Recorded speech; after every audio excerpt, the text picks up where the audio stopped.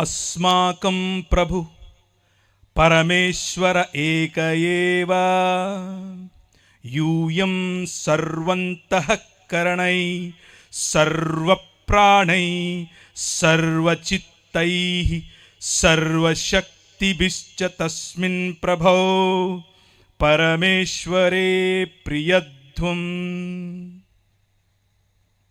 ఈ శ్లోకానికి అర్థం ఏమిటంటే, నేను మార్కు సువార్త చదివాను, టెన్షన్ పడకండి.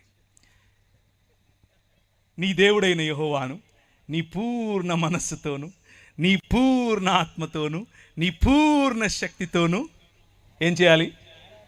ప్రేమించాలి, ఆరాధించాలి, సేవించాలి. ఇత్యాజ్ఞా శ్రేష్టా తథా స్వప్రతివాసిన్ స్వవత్ ప్రేమ కురుధ్వం. అలాగే చెప్పండి, నిన్ను వలే. శ్లోకంలో చదివితే వాక్యంలా లేదా? ఇది మన బైబిలే, బైబిల్ సొసైటీ ఆఫ్ ఇండియా వాళ్ళు సంస్కృతంలో రాసిన బైబిలే.